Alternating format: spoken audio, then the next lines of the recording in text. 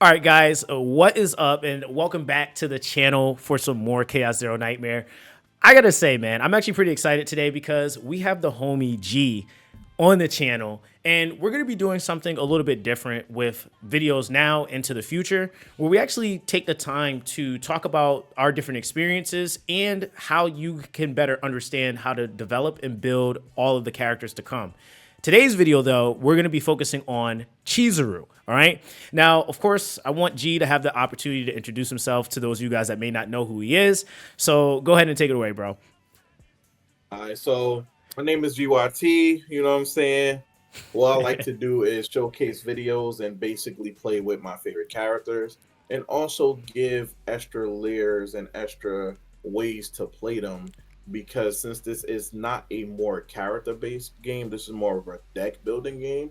I feel like a lot of them are complex and it could be used in different ways. Yeah. So I like to just showcase it instead of just saying, hey, here's just one build that's everyone should use. I feel like I want to push y'all to think and use multiple different builds that maybe even I didn't see. Yeah, no, I agree. I think that that's like, again, like why I had to have you on, man, because that's the thing that the biggest thing we need in the community is just like understanding how to actually build on your own more and not necessarily just like meta chasing, right? So I guess like with that being said, one of the first things that I think we kind of agreed that we wanted to start off to kind of show and kind of like explain a little bit more to you guys is just base fundamental things with Chizuru. So we're gonna be starting out with like her curse shackle because I think that one of the things that me and G actually discussed was actually the idea that you can only really scale her Will-O-Wisp with the curse shackle. So I don't know, bro. If you want, you can go ahead and explain that because I think you'll explain that a little bit better than me. All right, so when you look at these gameplays of your character, especially someone like Chizuru, they all seem to have in this game a fundamental basically thing that they like to do. Yeah. And their kit evolves all the way around them. Yep. Right. So we had with Yuki, it was more so her inspiration. This one is Curse Shackles and this is Will-O-Wisp. And this is going to be the main part of her kit. And this is the most important part of her kit. Because without this, you're not going to be able to scale or do anything that you would like to do. Yeah. So understanding the fundamental of her curse shackles are is very important. And her fundamental is when you take someone and you put them under for curse shackles, you only can do this with one enemy, is when you use it and you bind that card, anytime you attack with a target card, you gain one Will-O-Wisp for each hit count on that card, right? So Yep. for from that ally, right? So it helps your ally help scale her to bounce off each other as sub DPS or even main DPS. It Yep. allows her to get stacks for even her allies using turns. But let's take it up to another level. It also allows you when you get these Will-O-Wisp stacks up to 5, it allows you to bind your Shadow of the Moon card from a regular version to a plus version that allows you to get more damage and then eventually also allows you to get more also get HP when you're doing it. So this is the reason why her curse card is very important in Will-O-Wisp is because you want to be able to stack this up as much as you can to bind 5, which is the stack, Yep. the maximum stack for it, right? Yep. So that's essentially her gameplay. How can you get this? Is there one way? Is there more than one way? And a lot of people think Cosmic Flames is her only way to get this. Where I would say you're kind of wrong because there's multiple ways to get this stack, like Yep. Tsukunomi, right? Tsukunomi at base value gives you 2 for each attack card that you use on this unit. But when you go into Epiphanies, right, it goes from 2 to 3.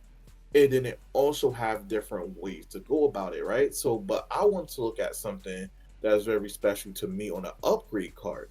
The upgrade card right there with Tsukunomi, anytime you attack with this unit cards, no matter if they have curse shackles on them or not, you get 2 Will-O-Wisps. Yep. That to me is very important because 2 out of 5, and if you use 2 of her cards in one setting, then you're getting 4. If you use 3 of her cards, you're getting 6. So you can literally just stack this by just attacking. Yeah, and that's like what's even crazier is that like if with the build that I had got, if I would have got this card, and then you think about like the Oni Hunt, right? Like Oni Hunt has Another way to get Will-O-Wisp. yeah, exactly, right? And it's like what's crazy is that the one that I was able to get with the skill where you can then just create moon slashes, that then is just kind of playing hand in hand where it's like you're not even necessarily focused on the base variation of the card, but it's actually giving you skill and upgrade variations, but they allow you to basically be able to get more damage cards to then help you amplify those gimmicks, stacking the Will-O-Wisp. 0 cost as well. And so there's you're 0 not- cost. Yeah, it's like it's super busted like that. So that I think is like kind of to the point that you're making. It's like you have so many ways around that card. Like in actuality, you could probably get rid of that card and still get that result on her or get that result out of her, which is kind of crazy. Actually, I will argue that it's better not to focus on that card.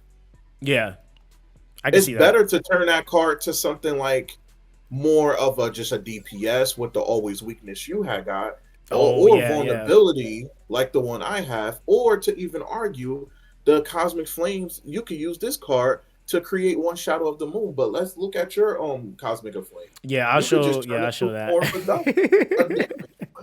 Right? On, you don't even have to. Of course, I'll show it. You could just turn that to a damage card. You don't really need to use this as a card that will just put on the stacks. You could just use this as, hey, let me just do more damage. Yeah, exactly. And I think the important thing, like a takeaway with this too, guys, is like when you're like thinking about like how this card applies, like one other thing I think that's really important is like understanding, like obviously you're gonna have to make more than one deck, I feel like, for this character, because there is like the idea, like if you want it to be Curse Shackle focused, like if you're say fighting more than one enemy, it's like you can go the route we're originally talking about, where it's like, hey, just focus on trying to amplify or setting up upgrade cards to just make the damage that you're dealing with that specific unit, Chizuru in this case, actually apply Will-O-Wisp. But there's also a variation of this where you can basically make it to where whenever you kill, it gives you back your Karmic Flames. And I actually had one build, and this is probably the most optimal variation. My main build. Yeah, it's in your main one. Yeah.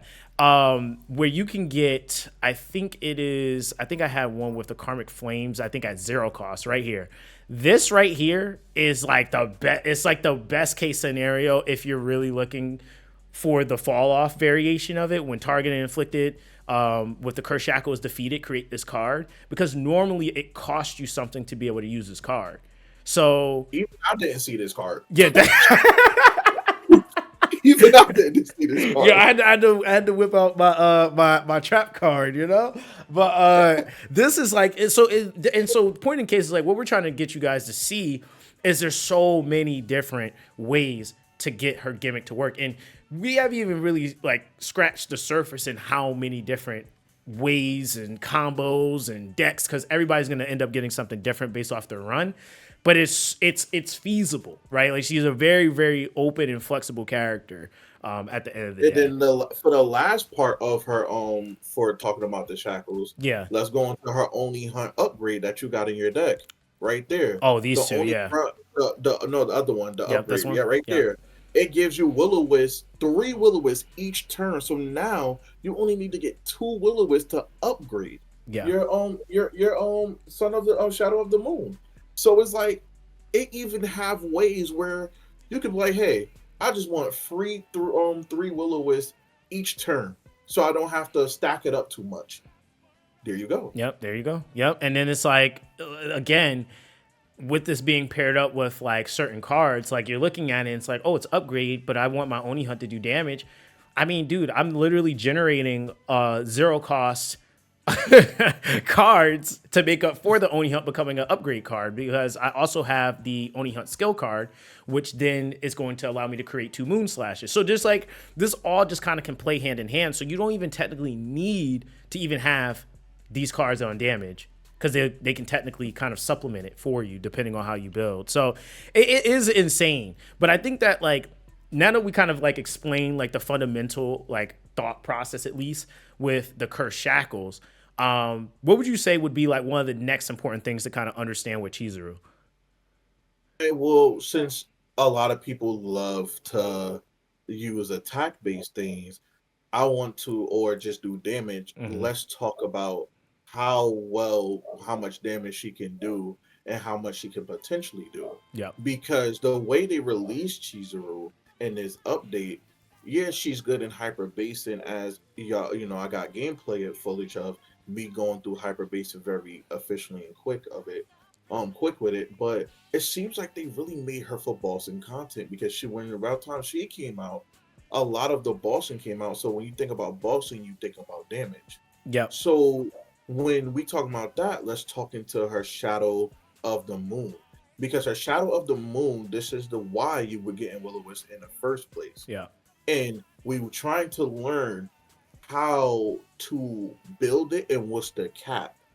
And I think that they're good at explaining the cap of the bind, but they never told us that we can increase the hit count. Yeah. And that's Continuously. Yeah. and that's something that I feel like we even on the stream, I wish it got showcased to us. Because a lot of people don't even know that you could get more than 2 hit count. Yeah, exactly. And I think that that's the part that's kind of like, I guess, like kind of room for creation in that sense, but also too, like that is like a really important thing because what G is getting at, guys, for those that are like, what are you talking about? Tsukiyomi. Okay, so Tsukiyomi has the ability to when with we're looking at this one for example, when you add 2 hits to the next Shadow of the Moon slash Shadow of the Moon plus used. Because Shadow of the Moon is a retained card, this card technically never has to leave your hand until you're ready to use it. So what we were doing originally was we would get it to like 5 stacks. Because even for those of you guys that came through to my stream, that's what I was doing. Because I was like, I mean, it would be inefficient to not use it if it's already at max stacks, right? But one of the things that G ended up coming across, which is what made me start experimenting more, was that if you have more than one Tsukiyomi, or even if let's say you just have one, but you get the ability to say rotate it in your deck multiple times, you can use this at a 0 cost, and every single time you use it, it will add another 2 hits to your damage here. So instead of it saying 90% damage times 2, it'll say times 4 or times 3 or whatever it may, whatever it may end up being, right? So that's something that ends up being like super crazy with how this character can really scale. And in reality, I would even say that like if you build her right, she's really not hard to ramp. That's the other thing. So I don't know. I think that like of course with that, like there's so many different like things that you can even do to get her to scale or ramp that. But that's essentially the basis of that gimmick. And then that's when it comes to team building because like I showed Zox, I showed him a picture of basically me hitting for 16 times. And Yeah. with one thing when people talk about, oh well, Sukunomi doesn't have a cap limit, that's probably what one of y'all like, maybe thinking like, hey, does it have a cap limit? It doesn't. It infinitely scales. So every time you use that Sukunomi add 2 on the Shadow of the Moon, it stacks over and over and over until you use it. And then you reset. And you And reset. then Yep. it's the same thing. Right? Yep. And that allows you to hit crazy numbers, which I have a clip that I definitely want I'll Zox to bring it show up. you Yeah. where I was fighting the boss, the weekly boss. And when I was fighting a weekly boss, it's a 25-second clip of how much I was stacking throughout the game. Or, just in general, just to do damage, right? And it's just insane where you can get to when it comes to her stacks. It allows you to nuke whenever you feel like nuking. Yeah. So like, look at that. Like right there, that was like 7K damage, and hold on, I'll replay it for those of y'all that missed it in the back. So you Now, can just mind kind you, of, my crit rate was low at this time. She wasn't even fully built. yeah. So you can see right there, you just can, I mean, she can rip. I think, and that's like one of the things that I was able to see, and I was just telling G about it, was that, see some guy, he got his stacks, I think, to like 51 or something like that. And it just, you just literally see slashes and damage. Like, it is actually really insane because at that point, like, she's not even moving anymore. She's just in stance animation. So it's kind of crazy. And then, like, even down to, like, I'm going to show them some of the numbers here. Like, so you can see here, like, on this retain card, it is, and this is on the 1 minute and 20-second clip that you sent. Yeah. It's, you can see it's 248 on the damage, but it says times 7, right? So like that on top of the fact that like then you have that additive damage, so that 20% damage amount for each bind stack, so you're getting that 5 times. So that's like, again, it just gets really, really insane once you get that to bind 5. Because when you really think about it, is that even at base, and that was one thing we were comparing, like what is like a Shadow Moon feel like with just getting a ton of stacks on it for the actual hit and not just the bind. You can kill stuff with just going crazy with Tsukiyomi. So you're not even hitting yet. You're just you're just at that point, you're just giving yourself more chances to just hit. And it actually kind of makes your build, like for those that are building like crit rate, crit damage and stuff like that, it makes it a lot more achievable to run her at like slightly lower values when it comes to that. Like say like right now I run my Ren at like almost 67% crit. Like technically Chizuru could be a little bit lower because she hits so much. The probability of her critting is really, really high. Like if I'm able to hit a character 50 something times, like I don't need a crazy amount. Now I'm not saying don't try to fine tune your crit, but it's just the point that that's just the metric. In a lot of games, usually with bigger DPSs, like or single target DPSs, you have to have higher crit rate because they don't hit that often. Versus with multi hitters, you can kind of suffice having like 40, 45, 50%, and then get away with then focusing more crit damage because you know that your probability of hitting is that much higher. So even down to like I'm gonna show them some of your builds that you have going. This is the 8 cost one that you have with the agony. Yeah. And so see here, you can even see like the Oni Hunt at 0 cost. Like you can get that down to being at 0 cost. And then of course with that, if you have no attack cards in hand, that can also have 2 additional hits. And that also is going to be helping you, like going back to the original thing, building up those will-o-wisps quicker and stuff like that. But the good thing about this card is that it doesn't even cost you anything to begin with. And so like, I feel like that's one goal, I would say, with the build, is to try to get whatever your damage cards are to be 0 cost if you can help it. Because the other thing that we have to consider here with this character is her Bound at Dust card. So that's something that some people don't realize it, but that locks your AP. It locks AP generation, basically. Now, of course, with that, I know we got a lot to talk about with that. We definitely got a lot to talk about with that. But even for one more thing, the last build that I had sent to you was not. I remember it was 0 cost everything. That was a build before. Yeah. It's the last build I sent to you. I had 0 cost on the Chaos Flames, coming Camera Flames. I had to come on Suminoki, and I had the 0 cost on the Bound of at Dust. And the only reason why I didn't get 0 cost at the hunt was because I got it at the boss. Yeah. So the only reason why I'm bringing that up is because you can essentially have her whole deck 0 cost other than her Shadow of Flame. Yeah. She's definitely a character that can be able to achieve that. Like, and it's so actually nuts. People who said 0 cost decks, remember those popular decks with 0 cards in your deck? You don't even need that for her because she can have a all 0 deck.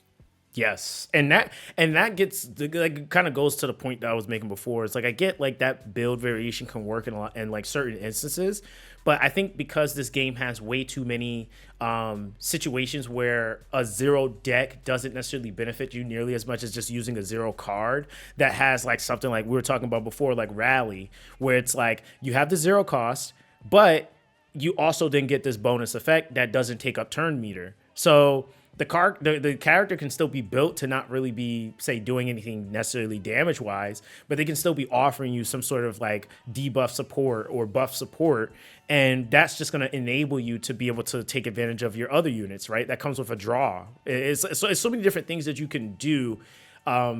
To where you don't necessarily have to do a zero deck build. And I think that also, like, again, it's like, yeah, sure, there may be some cases and scenarios where you're able to use it, but I think that with this game, you just get a lot more value when you really try to make your kit do things like that, where it's like, okay, I just got cards that cost 0, and then you throw in like the fact that like Chizuru herself even has cards that have haste on it. Right? Like, so I think that was done intentionally. Like, if you look at her Oni Hunt, it has haste on it.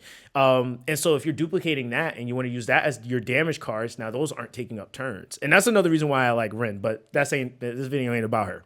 Right? And then to touch on your point with the bond of at dusk, there's times where you don't even have to use it, as you was about to get to. Yeah, exactly. Yep. But let's talk about what it does before we talk about not being able to use it. Yeah, so exactly. I would say for the epiphanies, it's very important to understand what it does in general. What is the point of using this card? Because I'm gonna try to segue to support here versus DPS. Let's think about all of the things that Bound at Dusk does. Yeah. And it allows this character to become kind of a support, because this is a psionic character. This is not a striker character. So I know for all y'all people who want her to be Mei Lin, she is not Mei Lin, okay? She is her own character, and she's made in a lot of different situations. Yeah. And the reason why I wanted to bring up her typing is because psionic characters in support, which is controller characters, typically get the same type of cards. And the reason why that's important, because it allows you to get into using neutral cards like your favorite gear bag, neutral cards like Rowley, as he said, neutral cards like attack. These cards are very important to be in her playstyle. So yeah, we talked about getting her cost for damage build, but look at two things in the support build actually everything that's in the support build. We got active two random lead cards, right? Yeah. Activate 2 random lead cards. If you know anything about this type of setup, remember that draw card. That is a neutral card that allows you to draw extra card if you draw 4 cards. Yeah. That can get activated by this off rip. Or how about even if you use her with Arleia, you can activate Arleia lead card without Arleia have to activate it herself. Yes. Yep. Right? Yep. Like you can just activate different cards that comes to lead. But not even only that, look at the one that's over with the 0-2 cost. Yep. For people who want to make her a support to someone with higher costs, like Cameron, right? He has nuke cards in his deck, but the reason why people love playing Mika with him is because the ability that he has to have AP to use his cards. But what happens when his 2 cost turns to 0? You're able to use it a lot more. Yeah. So these are things that you also have to think about what Bound at Dusk is doing. So yeah, at first when you look at it, you be like, in habit, I don't want to lose the fact on the way I get AP. But it's like, yeah, but you lose AP, but she also reduces your cost. So she kind of makes up for not being able to get AP in your runs when you use her. Mm-hmm. Yeah. Right? Yeah. And I think that's the biggest thing is like you have to really like I would say that is probably G will agree. Like we're really trying to implore you guys to not just look at these units like single layered, like look at them not only for what you may initially see, but try to think about how you could also play them in other cases and scenarios. Because the thing with this is also too, like one thing we were talking about off cam is like you may not actually pull every single banner. right? Like I think I could argue free to play, you're gonna get to a point we're gonna get out of this honeymoon phase. You are not pulling on every single banner. So pulling for characters that allow you to make them a DPS support, that's really insane, but also allows you to make them a support for other characters. That's really insane. I feel like that type of viability and versatility, it just opens up your account more so where you can just pick your favorite character and just enjoy that character until you're ready to pick up another character that's your next favorite character to have, right? Like, I think that that's why this is so important to at least understand, because otherwise, when other things are coming out with the seasons, because even like the seasonal updates, the thing that they may focus that season, that character that you may like may not necessarily get a DPS focus, but if you understand how they can do things as a support, that actually is what they kind of highlighted a lot more, or what gets highlighted a lot more that next season. So now you know what you can maybe focus and get for that next season. Now, granted, we don't know what is coming next season, but it's just a thought process that each season is going to be adding something, right? So I think that that's like the really, really important mentality to just kind of have, is that you don't have to isolate or lock your characters down to one singular thing. And this is the reason why we have different save datas, right? So I think that that's really important. Now I'm gonna shift us though, because I know we still got to talk about obviously the build itself on her, as far as like stat allocation. What exactly are you trying to go for? The memory fragments. I know a lot of people want to know about that, and we still got to talk about the manifest ego, because dupes. You know how people get with that. They're all important. So we'll start off with the build. I'll show you guys what I'm currently doing. It's not perfected, and it's actually not the build I want, but it is a Conqueror with an Executioner's Tool. I would say, like, with a character like her, like we were mentioning before, you can kind of get away with like having lower crit rate value, but you still want to focus crit rate and crit damage. Like, I don't think you don't want to focus it, but it's not necessarily going to be as high. So you could take it away with your build, because I think your build actually is a little bit more to what they came out with this update. So okay, so if you go to the new build, in general, just have like any type of thing. I'm actually running a new build. I had created the new build off of crafting. I was not about to farm that. I'm sorry. Yeah. I was going to craft the new build. And obviously, I crafted because everyone know I'm the Chizuru simp out of here, out of the YouTubers. So, with her 4 set, anytime it says when hitting it 2 times with 1 attack card, you get 10 plus 10% damage amount to void cards for 1 turn. And then it says, for 1 turn, then it says it stacks up 2 per turn. Yeah. Now, that's insane, because she's a void character, so all her cards are void. And then, like, you can activate this with the attack card of her Oni. You can activate this by hitting twice, and then you can use it twice if you have 0 cost. You can activate it with her Shadow of the Moon, right? Yeah. You can activate it with even her basic attack cards. They have two basically times they attack base off rip.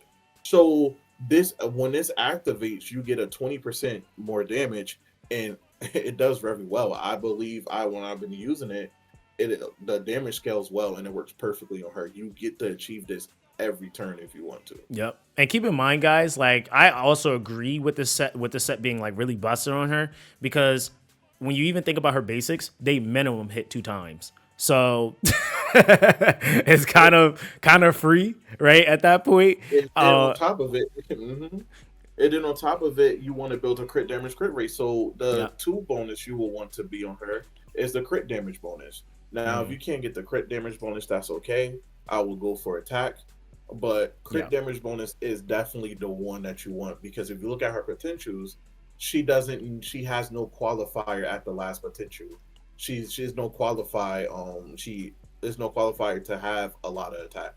You only need greater than 600, where you could he just got that already. Yeah, that's like super easy. 40, so, and then for every 40 that's above 600, you get 1 additional multiplier. So you don't even need to worry about that, because even on his build, as you see, he got his crit rate maxed, and then he's going to work on his crit damage. Yep. They're basically telling you what they want you to do. They're basically telling you right. Yep. Yeah. So So that, and I mean that's, and so even down to the other potentials, every potential, do you feel like is worth on her, as far as like, you know, unique, basic, common, etc. yeah, and I will level up the unique, and I'll level up the basic first, especially the basic because you're going through chaos, and whether we like it or not, we start with our basics, right? So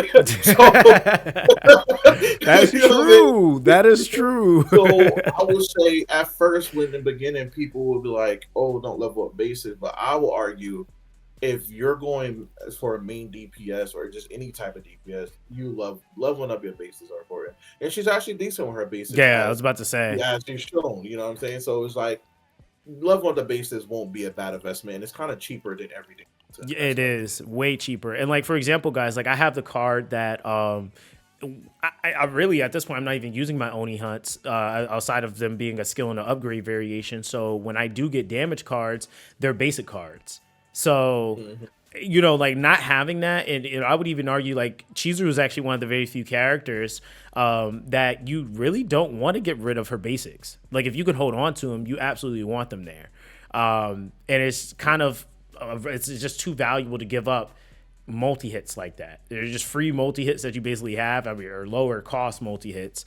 And depending on how your kit develops throughout your run, you could really, really get a ton of value with being able to get her cost lower. So I do agree with that. I think also too, like, she doesn't really need, like, this is actually one of the few characters I've played in a while where you really don't have to add any additional cards to her build outside of her own cards.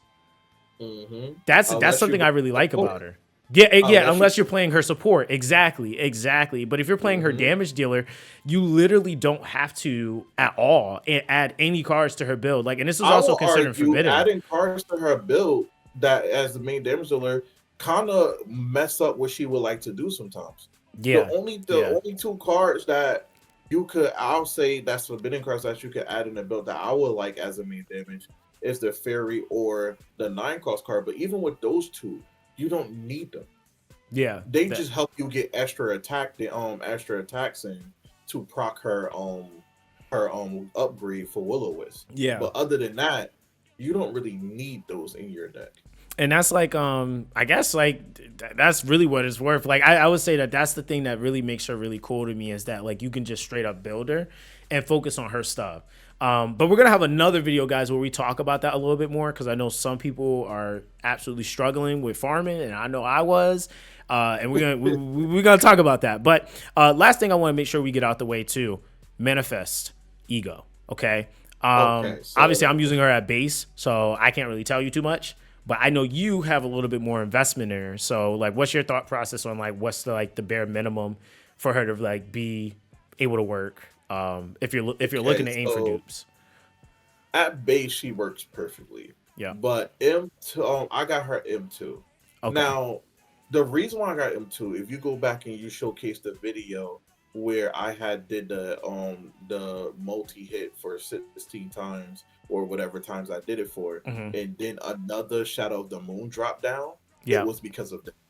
So for people that's probably like, oh, he only hit hard because he had the M2. The M2 doesn't increase your hit. The on M2, all it does is create another card to take its place. So you know how like it helps you rotate without having to worry about having to get those stacks back just to get that first one again, Yeah. right? So like when I'm at Shadow Moon Plus and I use it at 3 or more binds, I get a regular one back and it allows me to reset up faster than you would at your base at your E0. But it doesn't give other than that, there's no extra advantage that I get other than getting a Shadow Moon in my hand. Yeah, which honestly, if I'm gonna be honest, if we're going for dupes at all, that's a really busted dupe. That is a really really good one, just Yeah. because it allows you to not have to go through the hassle of like hitting into like the curse shackle, building up the will o wisp, or like you just straight up got moon cards. So after you do it the first time, and that's if you don't even have like the ability like with some of the other cards where you can just create a shadow of the moon off rip and then just go right into building it. And I think that that's also like even to this dupe, because I know somebody's well, I don't have that. Listen, there's literally ways to do this specific thing without even having this dupe. Yeah, you Which don't need this dupe. you really don't need it. It's just nice to have. Like, and I think that that's the thing is Yeah, like is that comfortability. yeah. So I would say outside of that, like the higher up you go, like the Moonlight of the High Tide, that is all damage. That's ego skill, right? Like Yeah, that's that's just her nuke. that's her Yeah. nuke. And then like even with M1, right? Let's go back to even M1. Let's M1, say if you yep. just want to get you like, hey, I got the universal Omega Duke. Can I use it? If you see it applies 20% more damage and 3% more healing, which is decent, especially when you stacking it up. When you hitting like 15 times, imagine how much you're healing for and how much you're doing damage, right? Yeah, It stacks exactly. obviously, right? So M1 is actually really a good stopping point too. You don't even need M2. You can go for the comfortability, and Hmm. this is what I like to say, right? And I said this before. I think we are kind of getting spoiled with how much pulls they're giving us, and eventually it's going to stop.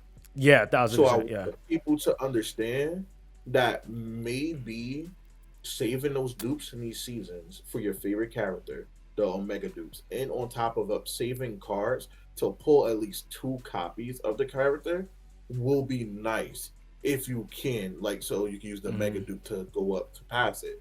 A lot of characters you want at the base kit, but instead of pulling every character, if you notice, this seems like a trend. If you look at M2, M2 always is comfortability. M2 always had nothing to do with damage on every unit. Where Luke at M2, the reason why he looks nutty is because Luke at M2 is getting extra bullets, Yeah. right? Like Yeah. he's not Yeah. doing more damage, he's just doing extra bullets, right? To allow you to do more damage. So M2, it looks like for a lot of characters, their stopping point. Veronica like M2, Hugo like M2, or Leia like M2. Inspiration is better at M2 for Yuki. Like it's M2 is more so comfortability, so you can run the character without having to worry about ramping them up. Yeah. And that's what I definitely can agree to is that it's like more about what can make something slightly easier versus like it not being achievable. And I think that that's been like the misconception is that like if you don't have certain dupes, then this is just not achievable. Because we had that happen with Luke where it was like, oh, Luke's not at E2, he just doesn't work. And that's far from the truth because now we got him running around at E0 slapping content, right? So yeah, I mean, like that definitely to me sounds like solid advice when it comes down to the manifest ego. Because even like again, the higher up you go, it's just all more damage, right? The lunar shards. And this is also additive damage, guys. I want to be very clear on that because this is like it's like plus 10%, right? Granted, she couldn't get a multiplier because she already can technically get her multiplier with hitting like advantages to like 2, 3 something. Then if you buff her with Ray, now she's at like what 4, 3, like like she gets crazy. Ridiculous. And And then if her multipliers go higher, she'll be too busted because she hits infinitely times. infinite If time, like yeah. like it has to be a low multiplier So that's because why if they it's gave her higher, it low. would be yeah. Yep, they And then gave her like I low. would say the only time the like her stuff is like unachievable if you see someone with M4, M5, M6. That's when it becomes unachievable because those are just straight raw damage. Yeah, yeah, M2 is more so, hey, this is something extra you can do to make it comfortable. yep, But when you see someone with M4 and up, that's when you start questioning, oh, I can't do this because this is too much for me. yeah. Because Yeah. M4 and M6 is just ridiculous. Yeah, that's like that. I mean, that's really for lack of better words for the wells, right? Like, Yeah, like that's really like really for what it's worth. But I don't think it's not required for you to do anything with this character. I mean, again, just to reiterate, E0 or M0, sorry, is perfectly fine for this character. and You she's going on the standard banner, so you don't even have to worry about her being exactly. limited and being scared to do whatever. I did what I did because I've been waiting for her since launch. Yep. And for y'all, like, how are you waiting for her since launch? No one knew about her. Well, she was on the main website since launch. Yeah. Yep. So on the main website, I wanted to look at a character that I really like because I played the game for for design and gameplay as well. But I really like design. So when I saw her design and it was everything I love in a character, I was planning for her since the beginning of the game. Yeah, and I can attest to that. You was like, nope, I don't even care about Yugi. So I mean, with all of that being said, guys, I guess we're gonna I guess we'll end it here. I'm gonna have some Yep. more showcase stuff later, but you know what? I'm gonna actually put that in the title of this video because this is like a master class. Mhm. Yep. like so yeah, guys, make sure, please make sure, if you guys want to see some of the more crazier clears that G has, as well as more educating videos to really getting you like ready for being able to develop or build more of the stuff on your account, make sure you guys go and subscribe to G's channel. I am going to have it linked down below. All right. Let me know in the comment section down below if you went over, checked out his channel. All right. To go comment on one of his videos, say Zoc sent me. All right. I would really appreciate that. But either way, guys, that's going to be that. Like I said, we're going to have some more content coming real soon. But again, G, I'm going to let you end the video off if you want to end it with anything. You know, thanks for coming. Thanks for listening to me yap. All Thanks for listening to me yap. And I hope y'all get everything y'all want. And I hope y'all continue to just try to be more creative. That's all I'm asking for you. Bye-bye, guys. right, guys. Everyone stay blessed, and I'll catch you guys in the next one. All right, guys. Peace.